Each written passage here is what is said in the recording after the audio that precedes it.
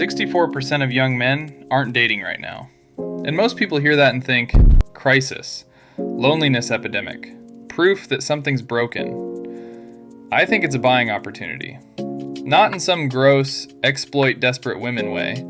I mean the same logic investors use when markets crash. While everyone else panics and pulls out, the people who stay calm and keep building are the ones who look like geniuses 2 years later. Right now, most guys are doing one of two things: spiraling into resentment or numbing out with distractions.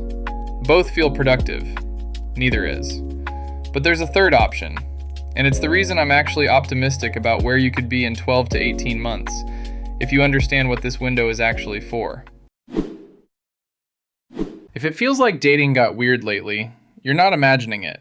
It's not just you being behind, and it's not proof that you're doomed. Only about 30% of people in that 22 to 35 range are actively dating right now. The rest are basically out. And it's not just men. The mainstream story is women have endless options. On apps, maybe. In real life, nearly 3/4 of women had 0 or only a few dates in the last year. Almost half of Gen Z has never even been in a relationship. So if your feed makes it look like everyone's dating except you, that's highlights versus reality. Psychologically brutal. But also kind of freeing, because if the whole market is quiet, it's not automatically your personal defect. It's an environment trend. And when everyone pulls back at the same time, that creates a window. Not a magic window, a work window. Think of it like preseason. If you use the next 6 to 18 months building your body, your money situation, your social skills, your headspace, your circle, you don't come back as the same guy who spent that time doom scrolling and arguing online. You come back sharper, calmer, noticeably harder to ignore. I didn't get this at 22. I thought the move was to try harder. More swipes, more texts, more "what's wrong with me?" Turns out the move was to build.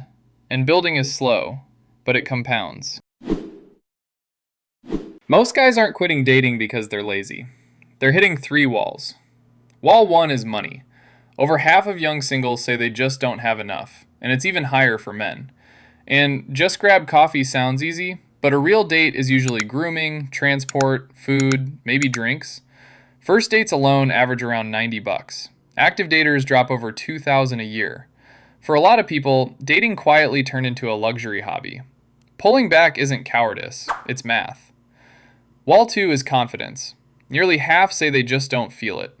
Only about 1/3 of men feel comfortable approaching, and over half of single men avoid interactions because they're scared of coming off creepy. Apps make it worse, because now your self-worth has a scoreboard. Women match on Tinder at around 30%. Men, under 3%. So you swipe more, feel worse, and call it putting yourself out there. Wall 3 is baggage. Nearly half say bad experiences mess them up. Over half get more guarded after breakups. I get it. I once orbited a girl for 2 years and never said a word. When she got with someone else, I wondered if I'd ever be able to talk to a woman normally again. But here's the important part. These aren't identities, they're conditions, and conditions can change. Here's the reframe that kept me sane. Dating is in a recession, and in recessions, amateurs panic sell. Pros quietly buy when it's cheap. Since 1950, in 5 out of 11 recessions, the stock market still went up. Not because everything felt good, because the people who didn't flinch kept building. Same thing here. Most guys react with retreat, cynicism, doom scrolling, and this low-grade anger that just leaks out of them in conversation. The strategic move is boring. You build the stuff that pays interest later. And yeah, it's annoying, because dating success isn't one weird trick. It's delayed gratification. You upgrade, and for a while, nothing happens. Then it hits all at once. That's the identity shift. You're not the lonely guy. You're an investor in yourself. I did this at 27. I stopped chasing and started building. A year later, people treated me differently, and I didn't even understand why at first. So track progress like an adult. Not dates per week, assets per month. So what are you actually building? 5 assets. And the point is, they stack. One makes the next easier. First, financial stability. Not being rich, just being okay. bills paid, no constant panic, decisions made from self-respect instead of desperation. Most singles rank stability as one of the most attractive traits, and 72% of women say they care more about your effort in building something than your actual income. Your earning power usually climbs hard from your early 20s into your 30s. This is the lever window. Second, your body. Not a model body.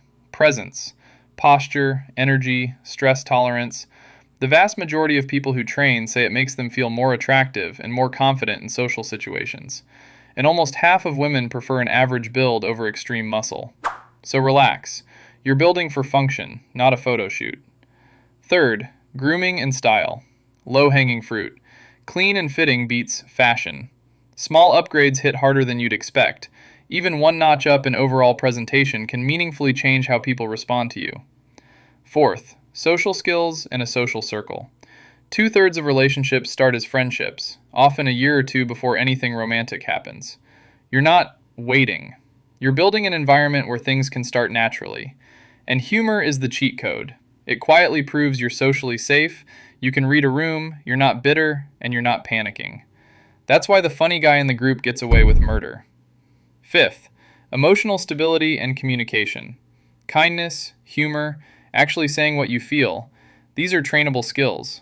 One study across 147 countries found that nearly 90% of women put kindness at the top of what they look for. That's not a soft stat. That's the biggest one on the board. Here's the compound part.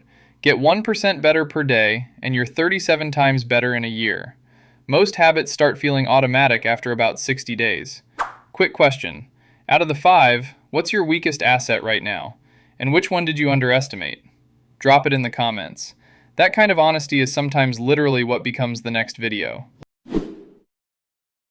Here's the protocol. 6 to 18 months where you stop treating dating like a slot machine and start treating your life like training. Rule 1. Detox validation. If apps mess with your head, put them on a leash. 2 short sessions a week or take a full break. No daily self-worth scoreboard. Less swiping means your brain calms down and you actually do things in real life again. Rule 2. Kill cost anxiety. Don't tie dating to expensive setups. Most first dates don't need a budget. They need a plan.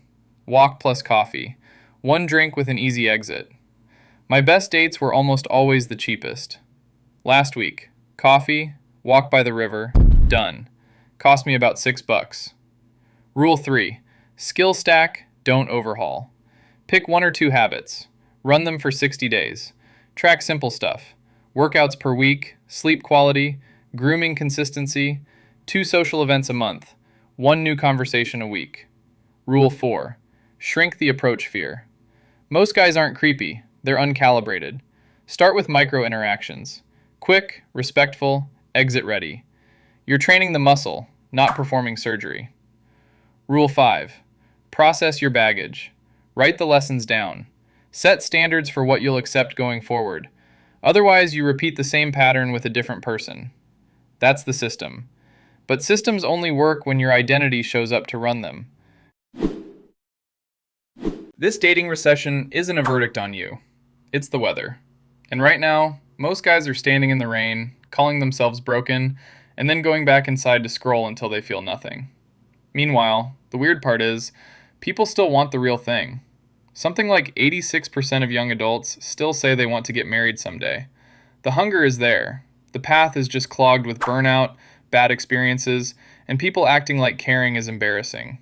So you don't need to get back out there, like it's a nightclub at 1 in the morning. You're in preseason. While other guys get cynical, you build quietly.